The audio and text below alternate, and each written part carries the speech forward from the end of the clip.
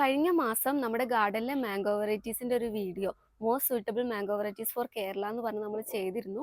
ആ സമയത്ത് നമ്മൾ അൽഫോൻസോ മാങ്ങ പഴുത്തിട്ടില്ല. അപ്പം നമ്മൾ പറഞ്ഞിട്ടുണ്ടായിരുന്നു ഈ മാങ്ങ പഴുക്കുന്ന സമയത്ത് നമ്മൾ ഒരു വീഡിയോ കൂടെ ചെയ്യാമെന്ന്. അപ്പോൾ ഇപ്പോൾ നമ്മുടെ അൽഫോൻസോ മാങ്ങയൊക്കെ നന്നായിട്ട് പഴുത്തിട്ടുണ്ട്. അപ്പോൾ നമ്മൾ വിചാരിച്ചു ആ കാര്യങ്ങളൊക്കെ നിങ്ങളായിട്ടൊന്ന് ഷെയർ ചെയ്യാമെന്ന്. ഇതിപ്പോൾ ഫ്രഷ് ആയിട്ട് പ്ലാന്റിൽ നിന്ന് എടുത്തിട്ടുള്ളതാണ് കേട്ടോ.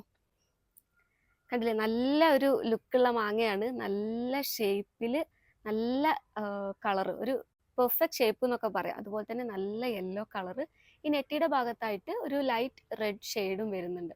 നല്ല ലുക്കാണ് കേട്ടോ കാണാൻ. അതുപോലെ തന്നെ നല്ല സ്മെല്ലുമാണ്. പഴുത്ത് കഴിഞ്ഞാൽ ഭയങ്കര സ്വീറ്റ് സ്മെല്ല് നമുക്ക് ഫീൽ ചെയ്യുന്നുണ്ട്. അപ്പോൾ നമുക്ക് എന്തായാലും ഈ മാങ്ങയുടെ വെയിറ്റും കാര്യങ്ങളൊക്കെ ഒന്ന് നോക്കാം. അതുപോലെ മാങ്ങ മുറിച്ചൊന്ന് ടേസ്റ്റ് ചെയ്യുകയും ചെയ്യാം. എന്നിട്ട് കൂടുതൽ ഡീറ്റെയിൽസിലേക്ക് കിടക്കാം. അപ്പോൾ നമുക്ക് മാങ്ങയുടെ വെയിറ്റ് ഒക്കെ ഒന്ന് നോക്കാം.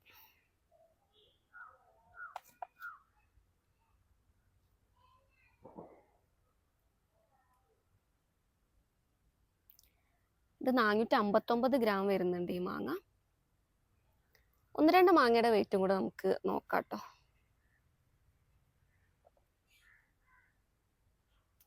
ഇത് 412 ഗ്രാമാണ് വരുന്നത്.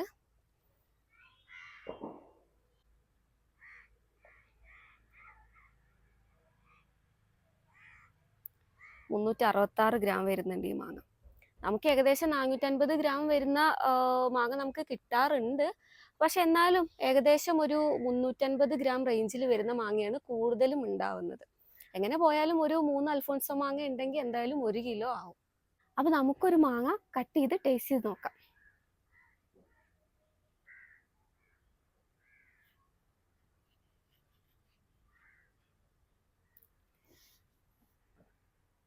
നല്ലൊരു ഗോൾഡൻ യെല്ലോ കളറാണ് കേട്ടോ ഉൾവശം വരുന്നത്. തൊലി കുറച്ചൊരു കട്ടിയുള്ള തൊലിയാണ്, ഒരു മീഡിയം കട്ടിയുള്ള തൊലിയാണ്. ഭയങ്കര തിന്നായിട്ടുള്ള തൊലിയല്ല. എന്നാൽ തൊലി കഴിക്കാനൊന്നും കുഴപ്പമില്ല. ഉൾവശം നല്ലൊരു യെല്ലോ, ഒരു ഗോൾഡൻ യെല്ലോ കളറാണ് ഉൾവശം വരുന്നത്. ഒട്ടും നാരില്ല കേട്ടോ. നാരില്ലാത്ത ഫ്ലഷാണ് അൽഫോൻസോ മാങ്ങയുടെ. അതുകൊണ്ട് തന്നെ നമുക്ക് കഴിക്കാനും എളുപ്പമാണ്. അതുപോലെ തന്നെ കൂടുതലായിട്ടും ജ്യൂസ് അടിക്കാനും ഷേക്ക് അടിക്കാനൊക്കെ എല്ലാവരും പ്രിഫർ ചെയ്യുന്നത് അൽഫോൻസോ മാങ്ങയാണ്.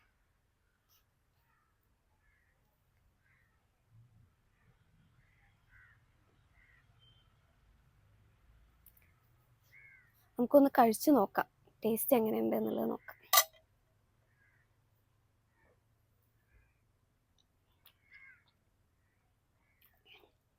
നല്ല മധുരമാണ് കേട്ടോ. നല്ല മധുരമുള്ള മാങ്ങയാണ്. നമുക്കിങ്ങനെ കഴിച്ചുകൊണ്ടിരിക്കാൻ തോന്നും, അത്രയ്ക്ക് ടേസ്റ്റാണ്. അധികം മാങ്ങകളും ഈ സീഡിനോട് ചേർന്ന് വരുന്ന ഭാഗം നമുക്ക് ചെറിയൊരു പുളി ഫീൽ ചെയ്യാറുണ്ട്. പക്ഷേ ഈ അൽഫോൻസയ്ക്ക് അങ്ങനെ ഒരു പ്രശ്നമേ ഇല്ല കേട്ടോ. നല്ല മധുരമാണ്, എല്ലാ ഭാഗത്തും നല്ല മധുരമാണ്. ഈ സീഡിനോട് ചേർന്നിട്ടുള്ള ഫ്ലഷ് ആണെങ്കിലും എല്ലാം നല്ല സ്വീറ്റാണ് അൽഫോൻസോ മാങ്ങ വരുന്നത്. അൽഫോൻസോ മാങ്ങ നമുക്ക് പഴുത്ത് പാകമാവുന്നത് ഒരു ഏപ്രിൽ മെയ് മാസങ്ങളിലായിട്ടാണ്. ഫ്ലവർ ചെയ്യുന്നത് ഒരു ജനുവരി ഫെബ്രുവരി മാസങ്ങളിൽ ഫ്ലവർ ചെയ്ത് തുടങ്ങും. അപ്പോൾ ഏകദേശം ഫ്ലവർ ചെയ്ത് ഈ മാങ്ങ പാകമാവാൻ ഏകദേശം ഒരു 90 ദിവസമാണ് എടുക്കുന്നത്.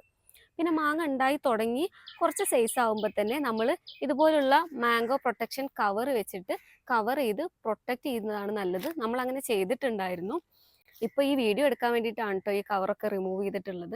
സാധാരണ നമ്മൾ ഈ മാങ്ങ നന്നായി പഴുത്ത്, ഇപ്പം നേരത്തെ കാണിച്ചല്ലോ, അങ്ങനെ യെല്ലോ കളർ ആയതിനു ശേഷമേ കവർ റിമൂവ് ചെയ്ത് മാങ്ങ എടുക്കാറുള്ളൂ. നമ്മൾ നേരത്തെ മാങ്ങ പറിച്ച് വെച്ച് പഴുപ്പിക്കാറില്ല.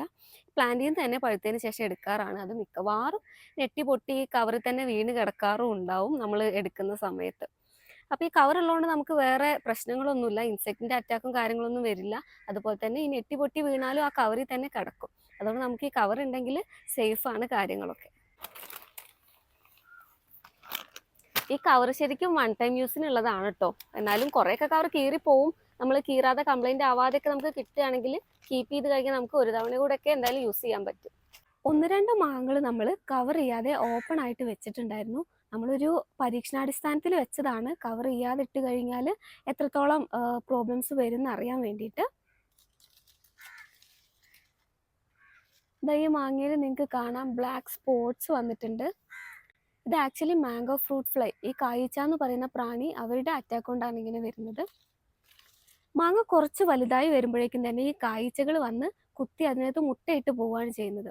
പിന്നെ മാങ്ങ അപ്പം നമുക്ക് ഈ ബ്ലാക്ക് സ്പോട്ട്സ് ആയിട്ട് കാണാം. പിന്നെ ഈ മാങ്ങ പാകമായി വരുമ്പോഴേക്കും ഇതിനകത്ത് മുട്ട വിരിഞ്ഞ് പുഴുക്കളായി ഈ മാങ്ങയുടെ ഉൾവശം കേട് വന്നു പോയിട്ടുണ്ടാവും. അങ്ങനെയാണ് ഉണ്ടാവാറുള്ളത്.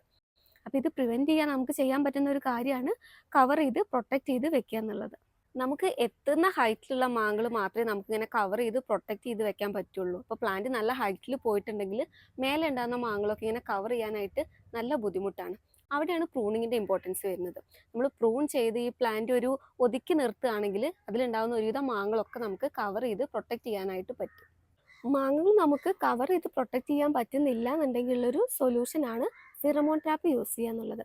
അത് നമ്മൾ കൊമേഴ്ഷ്യലൊക്കെ ചെയ്യുന്ന സമയത്താണെങ്കിൽ ഓക്കെ. പക്ഷേ വീട്ടിൽ 1-2 മാവിന് ഫിറമോൺ ട്രാപ്പ് യൂസ് ചെയ്യുക എന്നുള്ളത് അത്ര വയബിൾ ആയൊരു സൊല്യൂഷൻ അല്ല.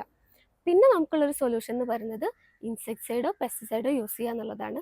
അത് നമ്മൾ വീട്ടിൽ വളർത്തുന്ന മാവ് നമുക്ക് കഴിക്കാനായിട്ട് നമ്മൾ ഉണ്ടാക്കുന്ന പ്ലാന്റ്സിൽ നമ്മൾ ഇൻസെക്ടിസൈഡോ പെസ്റ്റിസൈഡോ യൂസ് ചെയ്യുക എന്നുള്ളത് ഒരിക്കലും ചെയ്യാവുന്ന ഒരു കാര്യമല്ല, ഒട്ടും നല്ലതല്ല അത്. പിന്നെ നമുക്ക് ഈ മാങ്ങകൾ പുഴുക്കേടില്ലാതെ കിട്ടാനുള്ള ഒരു സൊല്യൂഷൻ എന്ന് പറയുന്നത് പഴുക്കുന്നതിന് മുന്നേ തന്നെ മാങ്ങകൾ പറിച്ചു വെച്ച് പഴുപ്പിക്കുക എന്നുള്ളതാണ്. അപ്പോൾ അങ്ങനത്തെ സമയത്ത് നമ്മൾ ശ്രദ്ധിക്കേണ്ട ഒരു കാര്യം, ഇതിനകത്ത് ഈ കായ്ച്ചകൾ വന്ന് മുട്ടയിട്ടിരിക്കാനുള്ള ചാൻസ് ഉണ്ട്.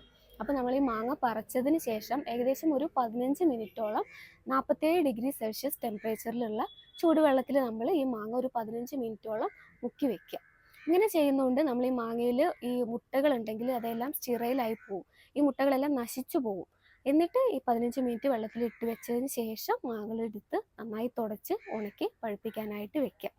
അങ്ങനെ നമുക്ക് ഈ മാങ്ങയിൽ വരുന്ന പുഴുക്കേടുകൾ ഇല്ലാതാക്കാനായിട്ട് പറ്റും. നമ്മൾ ഈ കായ്ച്ചകളുടെ കാര്യം ഇത്രയും ഇമ്പോർട്ടൻ്റ് ആയി പറയുന്നത് എന്താണെന്ന് വെച്ചാൽ, നമ്മുടെ നാട്ടിലെ മാംഗോ പ്രൊഡക്ഷൻ്റെ ഏകദേശം 30% മാങ്ങ ഇങ്ങനെ ഈ ഇൻസെക്റ്റിൻ്റെ അറ്റാക്ക് കാരണമാണ് കേടുവന്ന് പോകുന്നത്.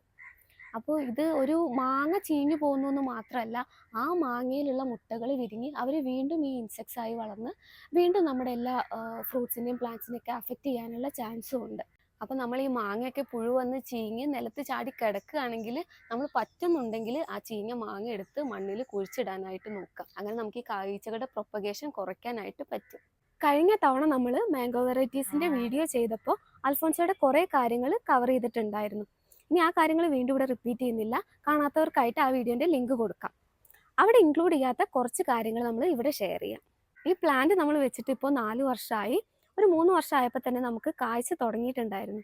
പിന്നെ പ്ലാന്റിന് ശ്രദ്ധിക്കേണ്ട കാര്യം എന്ന് പറയുന്നത് നല്ല സൺലൈറ്റ് ആവശ്യമാണ്. അപ്പോൾ നമ്മൾ പ്ലാന്റ് വെക്കുന്ന സമയത്ത് നല്ല സൺലൈറ്റ് കിട്ടുന്ന സ്ഥലത്ത് തന്നെ വെക്കാനായിട്ട് ശ്രദ്ധിക്കുക. പിന്നെ പറയാനുള്ള കാര്യം, നമ്മൾ ഈ മണ്ണിൻ്റെ pH ലെവൽ ഒന്ന് ശ്രദ്ധിക്കണം. നല്ല അസിഡിക് ആയിട്ടുള്ള മണ്ണാണെന്നുണ്ടെങ്കിൽ കായ്ക്കാനുള്ള ചാൻസ് കുറവാണ്. അതുകൊണ്ട് നമ്മൾ നടുന്ന സമയത്ത് കുറച്ച് കുമ്മായം ആഡ് ചെയ്ത് ഒരു അസിഡിസിറ്റി ഒന്ന് കുറച്ചതിന് ശേഷം നടാനായിട്ട് ശ്രദ്ധിക്കുക. പിന്നെ ഫെർട്ടിലൈസേഴ്സിൻ്റെ കാര്യം പറയുകയാണെങ്കിൽ നമ്മൾ 3 വർഷം വരെ ജൈവവളം മാത്രമാണ് കൊടുത്തിട്ടുണ്ടായിരുന്നത്. അത് നമുക്ക് ചാണകപ്പൊടിയോ കോഴിക്കാഷ്ടം അല്ലെങ്കിൽ ആട്ടിൻകാഷ്ടം അതിങ്ങനെ മാറി മാറി കൊടുക്കുമായിരുന്നു. വർഷത്തിലൊരു 2 തവണ അങ്ങനെ വളം ചെയ്യാറുണ്ടായിരുന്നു. പിന്നെ 3 വർഷത്തിന് ശേഷം നമ്മൾ രാസവളം കൊടുക്കാനായിട്ട് തുടങ്ങി. പൊട്ടാഷ്യം മറ്റ് രാസവളങ്ങളൊക്കെ ആയിട്ട് നമ്മൾ കൊടുക്കുന്നുണ്ട്. അതും വർഷത്തിൽ ഒരു പ്രാവശ്യം രാസവളം, ഒരു പ്രാവശ്യം ജൈവവളം, അങ്ങനെ മാറി മാറിയാണ് കൊടുക്കുന്നത്. പിന്നെ നമ്മൾ ചെയ്തിട്ടുണ്ടായിരുന്ന ഒരു കാര്യം, ഈ പ്ലാന്റ് ഫ്ലവർ ചെയ്യുന്നതിന് കുറച്ച് മുമ്പായിട്ട് ഒരു നവംബർ ഡിസംബർ ടൈമിൽ നമ്മൾ SOPയും മൈക്രോ ന്യൂട്രിയൻസും ഒക്കെ സ്പ്രേ ചെയ്ത് കൊടുത്തിട്ടുണ്ടായിരുന്നു. അത്രയും കാര്യങ്ങളാണ് ഈ പ്ലാന്റിന് വേണ്ടി നമ്മൾ ചെയ്ത് കൊടുത്തിട്ടുണ്ടായിരുന്നത്. പിന്നെ നന ആവശ്യമില്ലാത്തൊരു പ്ലാന്റ് ആണ് കേട്ടോ. നമ്മൾ വേനൽക്കാലത്ത് പോലും നനച്ചില്ലെങ്കിലും അത് ടോളറേറ്റ് ചെയ്യാനുള്ള കപ്പാസിറ്റി ഈ പ്ലാന്റിനുണ്ട്. നിങ്ങളൊരു അൽഫോൻസോ വീട്ടിൽ വെക്കാനായിട്ട് ഉദ്ദേശിക്കുന്നുണ്ട് എന്നുണ്ടെങ്കിൽ നല്ലൊരു നഴ്സറി, നല്ല വിശ്വസ്തമായൊരു നഴ്സറി പോയിട്ട് നല്ല ഗ്രാഫ്റ്റഡ് തൈനെ വാങ്ങിച്ച് വെക്കാനായിട്ട് ശ്രദ്ധിക്കുക. പിന്നെ വെക്കുമ്പോൾ നല്ല സൺലൈറ്റ് ഉള്ള സ്ഥലത്തും വെക്കുക. അൽഫോൻസോ മാങ്ങ നമ്മൾ മാർക്കറ്റിൽ നിന്ന് വാങ്ങി കഴിക്കാറുണ്ട്. പക്ഷെ ഒരിക്കലും മാർക്കറ്റിൽ നിന്ന് വാങ്ങുന്ന മാങ്ങയ്ക്ക് നമ്മൾ ഈ വീട്ടിലുണ്ടാക്കുന്ന മാങ്ങയുടെ ടേസ്റ്റ് ഒരിക്കലും നമുക്ക് കിട്ടാറില്ല. പിന്നെ നമ്മൾ ആലോചിക്കണം, കൊമേഴ്ഷ്യലായി ഇങ്ങനെ മാങ്ങ പ്രൊഡ്യൂസ് ചെയ്ത് നമ്മുടെ കയ്യിൽ ഈ ഇൻസെക്റ്റിൻ്റെ അറ്റാക്കൊന്നും ഇല്ലാതെ എത്തണമെന്നുണ്ടെങ്കിൽ അതിൽ എന്തുമാത്രം ഇൻസെക്ടിസൈഡും പെസ്റ്റിസൈഡും അപ്ലൈ ചെയ്തിട്ടുണ്ടാവണം എന്നുള്ള കാര്യം നമ്മൾ ആലോചിക്കണം.